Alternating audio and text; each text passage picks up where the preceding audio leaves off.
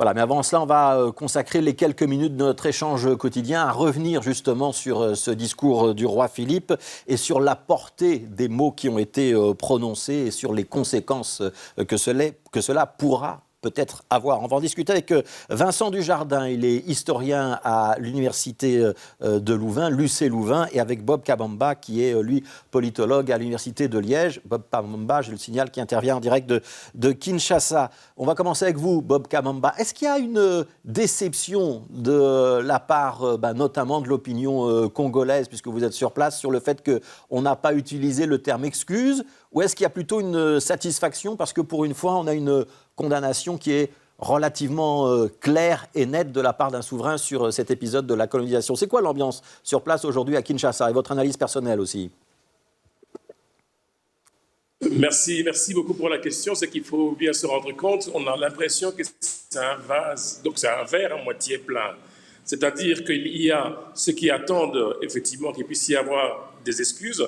Il y en a d'autres aussi qui pensent effectivement que le discours du roi a été un moment important puisqu'il s'est adressé directement aux Congolais et il a présenté ses regrets vraiment du fond de son cœur. Et quand on regarde les images, on voit bien qu'il a parlé vraiment avec son cœur et que c'était au-delà même de ce que l'on pourrait attendre, par exemple, d'un gouvernement ou bien d'un autre souverain.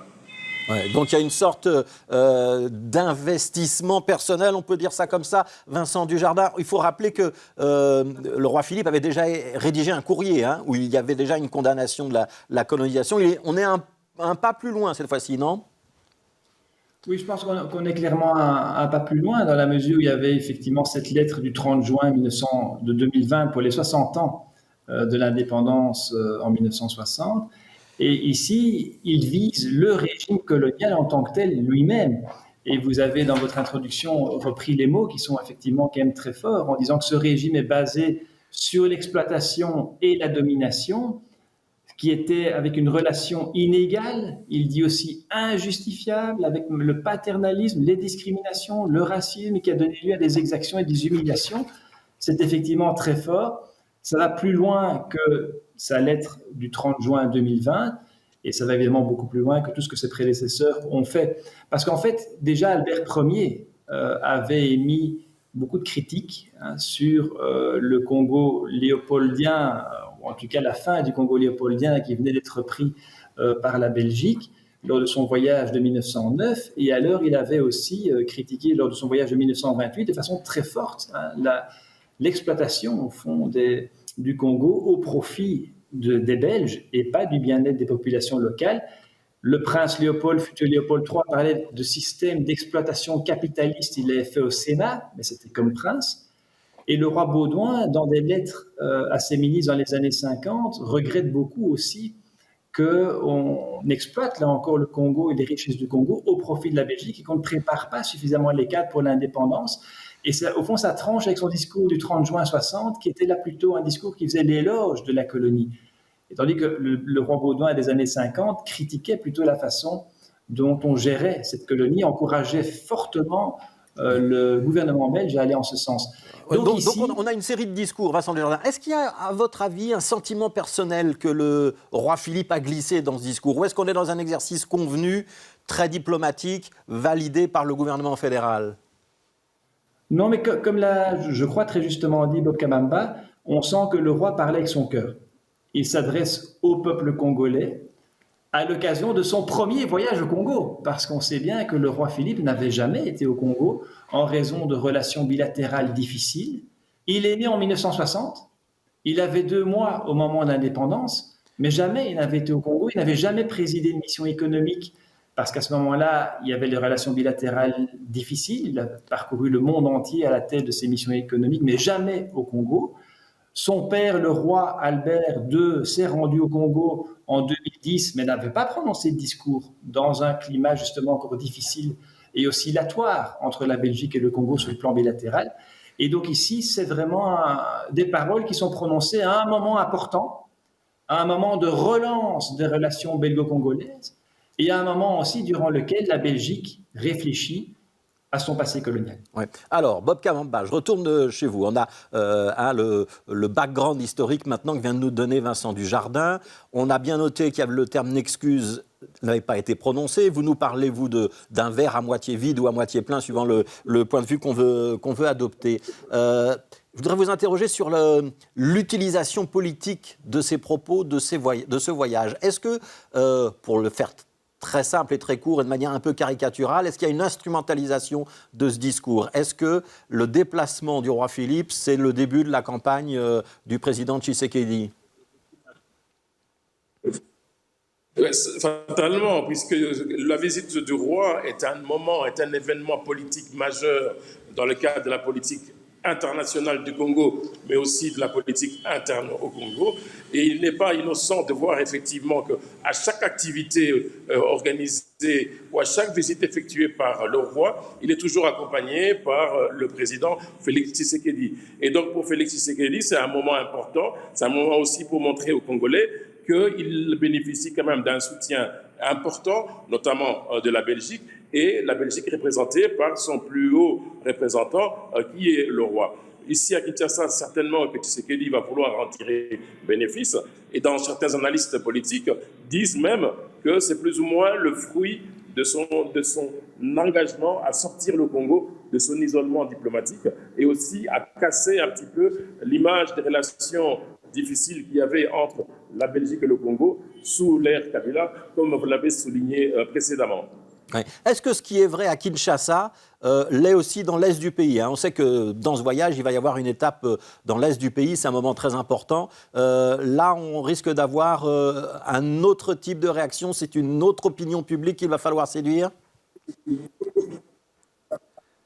Tout à fait, c'est une autre opinion publique qui va falloir séduire, notamment puisque la partie orientale du Congo connaît des moments particulièrement difficiles. Alors, on a un petit souci de liaison avec Bob Kamamba. Voilà, ça c'est les difficultés des liaisons à distance. Vincent Tué-Jardin, je vais chez vous. Je pose une autre question peut-être pour vous. On peut entendre qu'il y a parfois peut-être un peu de déception, peut-être un peu même de rancœur de la part des Congolais sur cette absence d'excuses. Est-ce que vous pensez que c'est quelque chose qui va arriver, qu'il faut attendre la fin des travaux de la commission coloniale au Parlement, mais que c'est quelque chose qui historiquement va se produire? On sait qu'il y a des pays qui ont déjà présenter des excuses, verser des réparations, ou est-ce que c'est pour vous quelque chose qui n'est pas d'actualité, qui ne sera pas d'actualité en Belgique? Mais écoutez, en fait, ce n'est pas une question pour un historien, c'est une question pour le gouvernement belge. C'est le gouvernement belge qui doit prendre cette décision au terme des travaux parlementaires et prendre la décision de présenter ou non des excuses, voir l'opportunité. Ce qui revient souvent, et on le voit dans les écrits de plusieurs de vos confrères, il est clair que pour les Congolais, je crois aujourd'hui, le plus important, c'est la paix à l'est du Congo. Ça, c'est clair. C'est la paix, c'est aussi les défis alimentaires, c'est les défis du bien-être. Et c'est pour ça que dans tout le volet de la lettre qu'on a aussi moins évoqué, on a bien sûr beaucoup parlé du passé colonial, il y a tout cet engagement de la Belgique aujourd'hui pour relancer les relations belgo-congolaises et voir ce que l'on peut faire ensemble. Parce qu'il y a quand même aussi un autre passage du discours du roi qui est quand même assez intéressant, c'est lorsqu'il cite Lumumba et le roi Baudouin dans le même discours. Alors quand on se souvient du clash du 30 juin 1960, c'est assez intéressant, mais justement, en citant le roi Baudouin, sur que peut-on faire maintenant ensemble? Alors, excuse ou pas excuse, ça c'est le gouvernement belge qui prendra cette responsabilité, parce que historiquement, c'est plutôt le gouvernement belge qui a prononcé ce mot-là dans le dossier Rwanda, dans le dossier des enfants métis. À l'étranger, de ce qu'on peut observer, on a présenté des excuses pour des choses ciblées. Je pense au roi des Pays-Bas pour les violences au moment de la décolonisation, je pense à l'attitude du président Macron qui, lui, dit qu'il ne présentera pas d'excuses parce qu'il pense qu'il faut plutôt avoir une politique de la reconnaissance et une politique de l'engagement, mais que les excuses, c'est trop facile. Voilà, c'est une autre vision. Quelle sera celle du gouvernement belge? C'est une décision qui appartient aux parlementaires et au gouvernement sur la base des opportunités. Est-ce que c'est une chose qu'il est nécessaire de faire? Je crois que ce sera discuté à la fin de l'automne, au mois de décembre, au moment du dépôt du rapport de la commission. Alors, une dernière question sera pour Bob Kamamba, si la liaison le permet. Bob Kamamba, est-ce qu'il y a encore de la rancœur vis-à-vis de la Belgique et de l'ancien colonisateur? Parce qu'on voit beaucoup de scènes de liesse et d'effervescence autour du couple royal, hein, c'est les images qu'on voit à la télévision. Est-ce que ces images-là, elles reflètent la réalité de l'opinion congolaise, ou est-ce qu'il y a toujours un petit peu de défiance, de ressentiment, voire de l'indifférence vis-à-vis de ce couple royal? Non, il y a pas, on ne peut pas parler d'indifférence. Il faut vraiment bien se rendre compte que le Congolais attend beaucoup de la Belgique. Le Congolais a toujours attendu beaucoup de la Belgique et l'impression qu'ils avaient quand même depuis plusieurs années, c'est qu'il y avait un sentiment d'abandon de la Belgique vis-à-vis du Congo. Et cette visite royale donne un peu d'espoir en disant oui, les Belges reviennent, les Belges sont encore là. Il n'y a pas vraiment de rancœur, mais il y a beaucoup d'attentes et beaucoup de sollicitations dans l'amélioration des conditions de vie, dans l'amélioration de la sécurité, dans l'amélioration de l'état de santé de la population et surtout le fait de retrouver, si je peux me permettre l'expression, l'oncle belge, comme on a toujours essayé de l'appeler traditionnellement au Congo. Oui, et cet oncle belge, il va jouer le jeu, c'est son intérêt aujourd'hui ou pas? C'est véritablement son intérêt de jouer le jeu, puisque avec le Congo, la Belgique est un acteur important sur la scène internationale. Avec le Congo, quand la Belgique parle du Congo, elle devient une grande puissance internationale. Et elle a eu cette expertise qui permet justement à la Belgique de pouvoir compter parmi les nations. Les États-Unis ne peuvent pas entreprendre quelque chose au Congo ou en Afrique centrale sans consulter la Belgique. Et donc, la Belgique a intérêt, de mon point de vue, à revenir, à pouvoir y investir et à retrouver la place qui a toujours été la sienne dans ses relations avec le Congo. Merci beaucoup Bob Kabamba, donc de l'Université de Liège, en direct de Kinshasa, et Vincent Dujardin de l'UC Louvain. Merci à tous les deux pour votre éclairage.